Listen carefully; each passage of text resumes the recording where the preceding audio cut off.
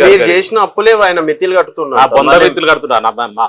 వచ్చిన ఆదాయం ఎంత, నా చేసేది ఎంత, వచ్చిన 50,000 కోట్లు చెప్పాలి కదా. 50,000 కోట్ల రూపాయలు ఈ 9 నెలల్లో దేనికి ఎంత కట్టి చెప్పాల్సిన శ్వేతపత్రించాల్సిన బాధ్యత ఉంది కదా.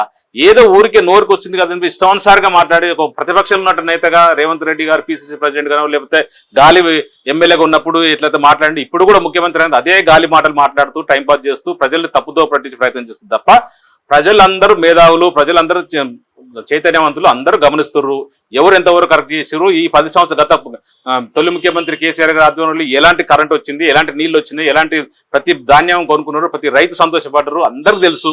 ప్రతి రంగం సంతోషంగా ఉండే కేటీఆర్ గారు, కేసీఆర్ గారు, హరీష్ రావు గారు అందరి సమక్షంలో ఒక అద్భుతమైన తెలంగాణ భారతదేశంలో ఒక నెంబర్ 1 రాష్ట్రంగా తీర్చిదిద్దిన ఘనత కేసీఆర్ గారికి, కేటీఆర్ గారు దక్కుతుంది.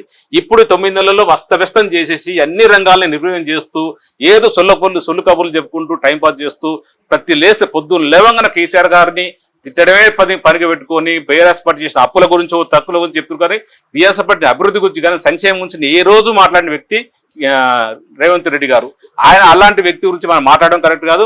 మేము నిజంగా కుసంస్కారం చేసి ఉంటే మీరు అన్నట్టు ఇప్పుడు రేవంత్ రెడ్డి గారు అన్నట్టు కుసంస్కారం చేసి ఉంటే మన దగ్గర ఇంటర్నేషనల్ ఎయిర్పోర్ట్ ఉంది, రాజీవ్ గాంధీ ఇంటర్నేషనల్ ఎయిర్పోర్ట్ ఉంది, దాన్ని మార్చుకునే అవకాశం ఉండే.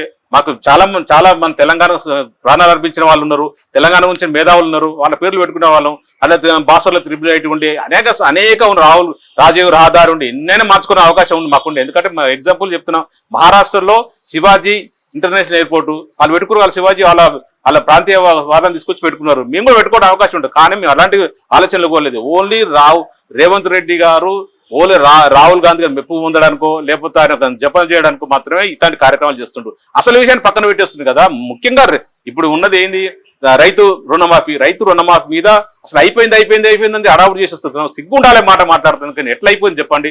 ఒక పక్క రైతులు ధర్నాలు చేస్తున్నారు, ఒక పక్క రైతులు బ్యాంకుల మీద అటాక్ చేస్తున్నారు, బ్యాంకులలో సమాన చెప్పలకు చేస్తున్నారు, వ్యవసాయ అధికారులు తలబట్టుకుంటున్నారు. మీరు చేసే అన్ని కార్యక్రమాలు ఫెయిల్ కార్యక్రమాలు. 13 అంశాలతో కూడా 6 గ్యారంటీలు అన్ని ఫెయిల్.